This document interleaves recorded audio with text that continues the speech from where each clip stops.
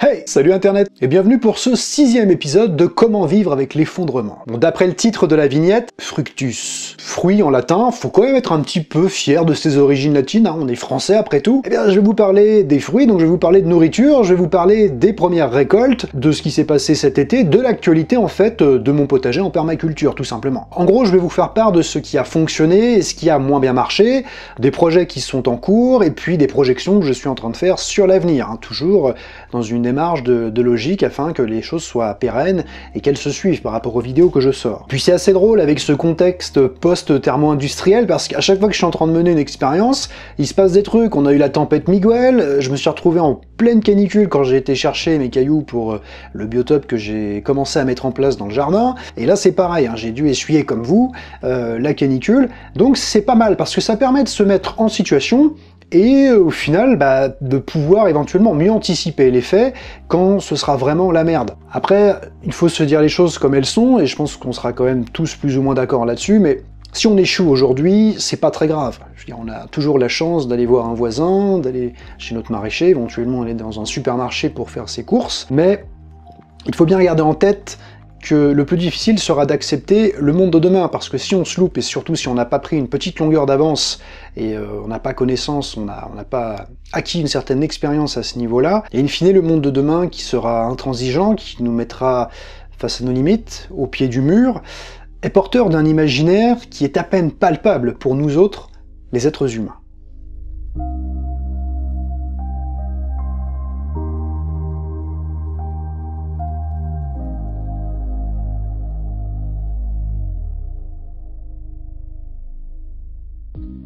Cela fait maintenant presque 3 mois qu'il n'a pas plu abondamment. Nous avons essuyé 2 épisodes caniculaires, dont un explosant tous les records en France et dans certaines régions du monde. Chaque jour passant, nous rêvions à danser sous la pluie au milieu des terres poussiéreuses, dans l'espoir de revoir les prairies revêtir leur manteau vert estival. Et puis un jour...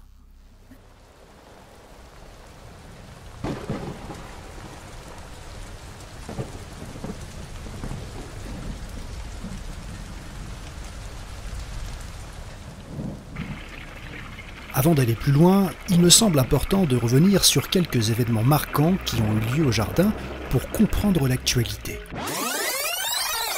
Comme je vous l'avais dit dans l'épisode 4, j'ai été chercher des orties en forêt pour réaliser un purin que j'ai répandu sur l'ensemble de mes plantations.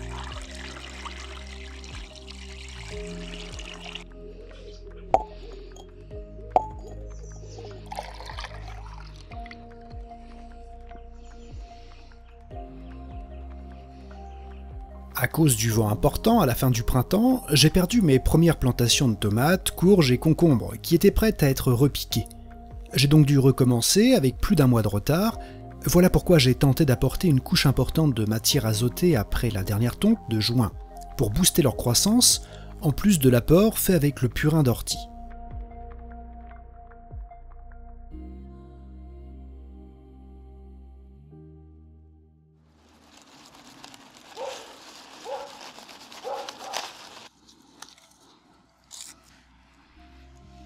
Bon, par rapport au composteur, là justement je devrais faire un petit aparté, j'ai vraiment pas pu apporter beaucoup de matière organique au compost, parce qu'il a fait tellement chaud que j'ai passé la tondeuse qu'une seule fois là sur le courant juillet-août. J'ai bien tant que mal aéré, retourné le compost, je l'ai arrosé, j'ai vraiment essayé de l'activer. Et là ce que je vais faire, c'est que pour continuer à l'alimenter, je vais aller chercher des orties prochainement, et je vais également récupérer les poires qui sont tombées, qui sont en train de pourrir, et les feuilles qui sont aussi en train de tomber de façon précoce, parce qu'on est quand même seulement au mois d'août, et l'automne arrive déjà un tout petit peu en avance.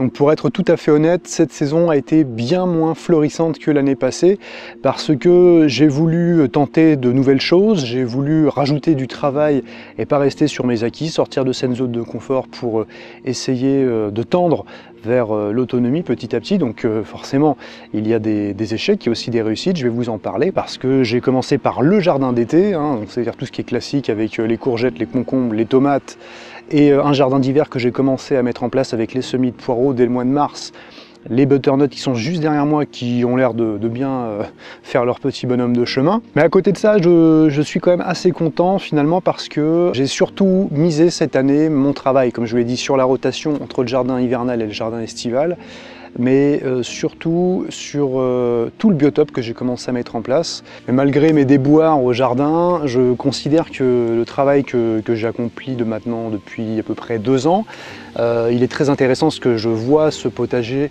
comme un laboratoire à ciel ouvert où j'expérimente tout un tas de choses. Donc pour moi, ce qui a le mieux fonctionné, et je réitérerai la chose l'année prochaine, c'est le travail sur but.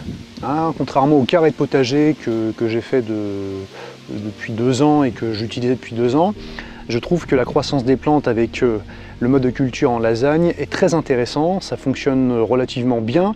Si je prends l'exemple des tomates que j'ai laissées dans mes carrés qui ont eu énormément de mal à pousser parce qu'il a fait très chaud et elles sont arrivées tardivement et il y a eu un manque de matière azotée au niveau du sol parce que je n'avais pas retravaillé mon sol depuis l'année précédente alors que les buts, tout le travail s'est fait cet hiver avec la décomposition et tout la faune, la flore et tout le travail microbien qui s'est fait et du mycélium au sein même de la butte a été vraiment très efficace parce que les tomates qui sont arrivées après en fait ont poussé plus vite que celles qui étaient déjà là depuis plusieurs mois. Et d'ailleurs ce que je vais faire c'est que le potager que vous avez présenté dans la 2e vidéo avec le petit schéma Photoshop que j'avais fait, je vais totalement chambouler tout ça, je vais tout transformer parce que je vais vraiment partir sur une idée de design. Je vais vraiment partir sur quelque chose de plus construit en cherchant des courbes, des lignes qui sont basées sur un cycle, comme ce qui se passe dans la nature, puisque quand on regarde un petit peu comment fonctionne une forêt où certaines zones de culture naturelles, elles suivent certaines formes, une certaine courbe. Donc je vais essayer de reproduire ça. Et je vais surtout reprendre au maximum l'idée de lasagne pour avoir un maximum de rendement. Un des points plutôt négatifs, entre guillemets, c'est l'eau, l'utilisation de l'eau. Alors heureusement, j'ai beaucoup paillé, donc j'ai pas tant arrosé que ça, mais lorsque j'ai mis ma première cuve en place, le souci, c'est que en fait, il a fait très chaud tout le temps, il n'a pas plu du tout, et les 3 gouttes qui sont tombées sont à peine arrivées sur le sol, qu'elles se sont déjà évaporées. Donc j'ai pas pu utiliser ma cuve, j'ai dû utiliser un petit peu d'eau de la ville avec mon robinet, mais bon maintenant, étant donné qu'elles sont quasiment remplies toutes les deux, avec ce qui est tombé les derniers jours, je vais pouvoir reprendre une activité autonome à ce niveau-là. Et j'avoue que ça a été un peu frustrant, parce que je mets un truc en place et je peux pas l'utiliser. Donc j'ai dû faire avec les moyens du bord. Heureusement on a encore accès à l'eau de la ville, mais je me dis si là c'était arrivé en mode effondrement, j'aurais été bien emmerdé parce que j'aurais dû certainement partir chercher de l'eau avec ma brouette, mais mes arrosoirs ou j'en sais rien, ou aller chez un voisin. Et l'idée voilà, de créer du lien avec son voisinage me semble indispensable parce que du coup dans des situations où on n'aurait plus accès aux structures, aux services publics comme l'eau, comme voilà, l'électricité, bon là c'était l'eau, ça m'aurait bien emmerdé. Et puis du coup même si j'avais super bien paillé, j'ai pas eu beaucoup de pertes parce que j'ai bien paillé, j'ai peu arrosé. Il y a seulement les salades qui sont très gourmandes en eau qui ont souffert, le reste a tenu, mais ça aurait pu être bien plus compliqué que ça.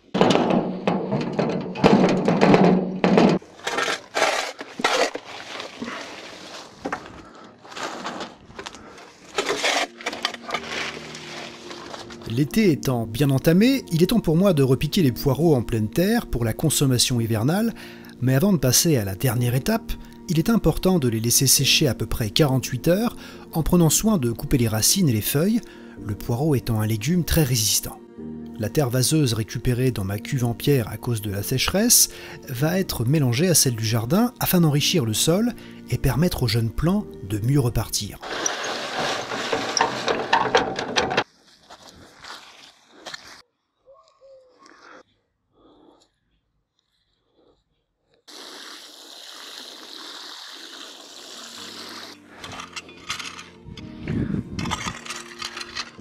Donc là, ce que je vais faire, c'est que j'ai préparé sur mon ancienne zone où il y avait les choux, malheureusement qui n'a rien donné, je vais semer les navets et les épinards pour la consommation hivernale et un petit peu pour l'année prochaine.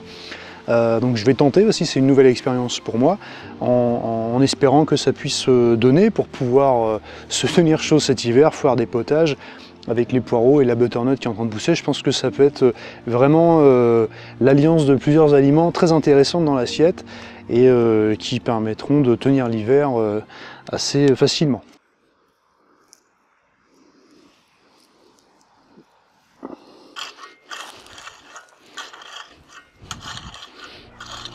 Donc là en fait toute la paille qui était sur mes buttes où il y avait mes choux, je vais tout de suite l'introduire dans mon composteur, même si je l'ai retourné il y a quelques jours.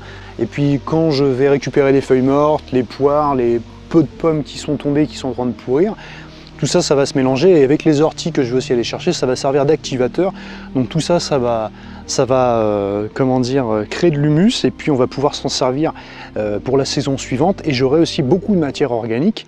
Donc ce sera très intéressant pour créer toutes les zones que j'ai en tête et continuer à faire prospérer ce jardin en espérant qu'il soit un peu plus concluant et qu'il soit un peu plus prolifique que cette saison.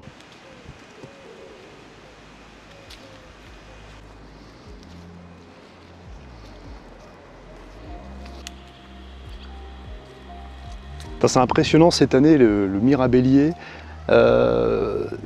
Il est déjà très précoce en saison et alors j'ai vraiment très peu de fruits sur mon arbre par rapport à l'année passée. L'année passée, c'était griblé de mirabelle.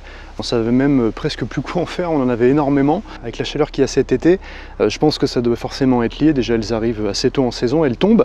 Et le problème, c'est que il y en a plus au sol que dans l'arbre et il y en a aussi moins que l'année passée. Donc on voit quand même que les effets de la chaleur sont là. La canicule, elle a quand même pas mal accéléré la croissance des arbres, la croissance des fruits. Donc je vais me dépêcher de les ramasser pour pouvoir en faire de la confiture et même des tartes.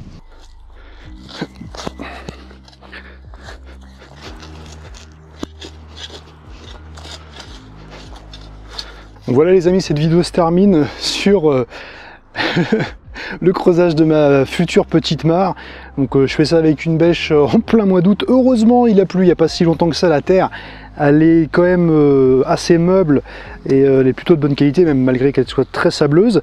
Et non, ça semble super important pour moi de mettre en place cette mare, comme je vous l'ai dit, avec tout le changement de design que je vais apporter.